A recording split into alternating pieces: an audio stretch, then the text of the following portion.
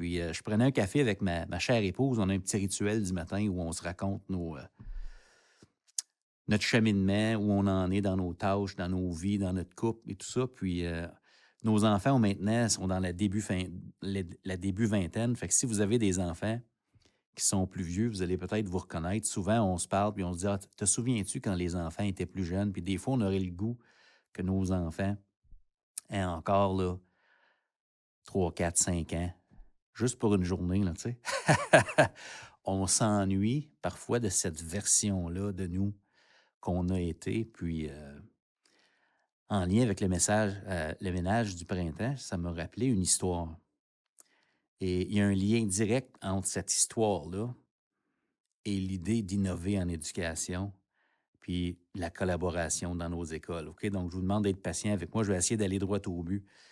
Je jasais avec ma femme, puis je me rappelais d'une histoire à un moment donné, que, tu sais, quand on a commencé à faire notre vie ensemble, les enfants étaient très jeunes. Ben, tu sais, la famille, des fois, on s'aide, on reçoit du ménage, des meubles d'un grand-père, un sofa d'une place, une table d'un oncle. Tu sais, tu commences dans la vie. Puis, nous, on avait reçu une vieille chaise rose de mon grand-père paternel, donc le père de mon père, puis un genre de Lazy Boys en velours, vieux rose, là. Puis, à un moment donné, il y a une vis dans le côté qui tombait toujours. Comme on ne pouvait plus mettre la faire tenir là, donc il fallait se lever, trouver la vis, aligner les trous en bas, replacer la vis. Comme ça, la chaise demeurait alignée et solide. Mais c'était la chaise à moi et les enfants. Chaque fois qu'on regardait des émissions pour enfants, un film, peu importe, c'est avant l'époque du streaming en ligne, on s'entend, là. Et puis, on passait du temps ensemble, tu sais. Les enfants étaient assis sur l'appuie-bras de chaque côté, puis on regarde les choses. Le fauteuil était incliné vers l'arrière un petit peu. Vous voyez l'image, hein? Tout le monde a eu ça, une chaise de même, je pense. Là, je ne sais pas si c'était vieux rose, la couleur, mais en tout cas, vous pouvez vous imaginer la chaise. Un moment donné, elle était brisée, puis on a été capable dans notre planification, de dire: «Hey, on va s'acheter une nouvelle chaise». Tu sais, c'est normal. On se dit: «OK, celle-là, est plus très agencée avec ce qu'on a dans notre maison. Elle nous a rendu de précieux services. On apprécie que la famille nous ait aidés». Puis à un moment donné, tu te dis: «Garde, on va s'acheter un Lazy Boy de notre choix».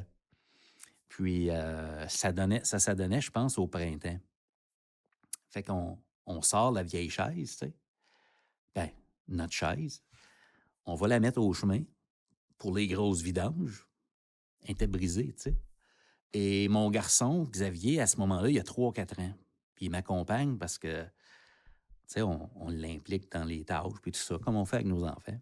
Puis à un moment donné, ben, tu sais, on parle on parle aux meubles, on parle tu sais, quand les enfants sont jeunes, la personnalisation, là, on personnifie toutes les choses, tu sais. Je sais pas si c'est de même pour vous et vos enfants. Mon point, c'est que j'ai invité mon garçon: «Hey, on dit-tu bye? On dit-tu bye à notre vieille chaise?» Puis moi, à l'intérieur de moi, on dit bye à la vieille chaise. C'est un peu un soulagement et une fierté de pouvoir en acheter une nouvelle. Donc, mon invitation est remplie de bye, on passe à un prochain chapitre, on a une nouvelle chaise, j'ai hâte d'aller l'essayer. On va être plus confortable, un plus solide. Vous me suivez? Il y a juste des avantages dans ma tête. Puis mon garçon est debout dans l'entrée, dans le driveway. Il regarde la chaise, puis il se met à pleurer. Là, je comprends pas. Je dis: «Qu'est-ce qu'il y a, gars?» Je m'attendais pas à ça.